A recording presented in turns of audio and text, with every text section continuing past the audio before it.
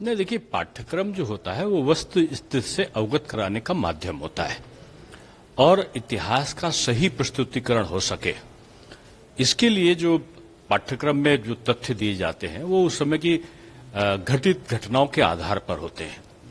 और जो नई शिक्षा नीति आई है, इसमें भारत के स्वाभिमान का, ये गुलामी का देश भारत नहीं रहा है, ये संघर्षों का देश रहा है।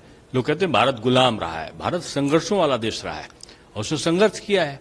इसलिए जो आज का नौजवान हमारा है उसको पता होना चाहिए कि ये भारत जो इतना विशालकाय था, पूरी दुनिया का सर्वोच्च था, वो विखंडित कैसे हुआ, विभाजन की त्रासदी क्या थी और त्रासदी के लिए जो लोग जिम्मेदार थे उनकी गलतियां क्या थीं, उनकी पुनरावृत्ति ना हो, ये एक प्रकार से उसका एहसास कराता है। राहुल गांधी अब वोट तो उनके पास है नहीं, अधिकार उनका अपने परिवार पर नहीं है, तो आदरणीय राहुल जी भ्रमण कहीं का भी कर सकते हैं। जनता वोट देने वाली नहीं है, क्योंकि कांग्रेस का इतिहास वोट की डकैती का रहा है। फर्जी ठप्पा मार दो, अभी कर्नाटका के उनके मंत्री ने बताया ही है कि किस प्रकार से मतपेटी बदल देते थे। अब तो ईवीएम में जालसाजी चल ही नहीं है, तो इसलिए अब कोई ना कोई सुगुफा ढूंढ के जनता के बीच में वो 5 साल गए नहीं है। ये चुनावी जैसे होता ना, बरसात आने वाली हुई तो कुछ पक्षी मंडराने लगते हैं, ये कुछ तथाकथित नेता जो एयर कंडीशन वाले नेता हैं, चुनाव आते ही भ्रमण पर निकल जाते हैं और जनता बाद में इनको भ्रमण के लिए भेज देती कि विदेशों को भ्रमण करो। सर, इलेक्शन कमीशन ने इसी बीच ये भी कहा है कि विपक्ष वोटर के हितों का जो मुद्दा था उसको उठाने से चूक गया। ये तो तमाम एलिगेशन विपक्ष की तरफ से इलेक्शन कमीशन पर लगाया जा रहा है। देखिए, अनर्गल आरोप लगाओगे तो आप जनता के कोप का भाजन बनोगे।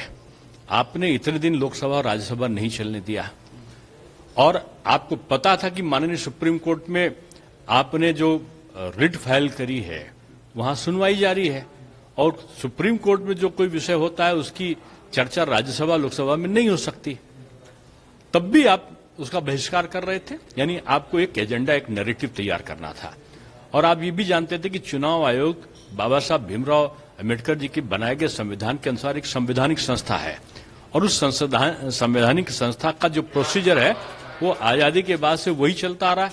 बीजेपी ने कुछ बदला नहीं है।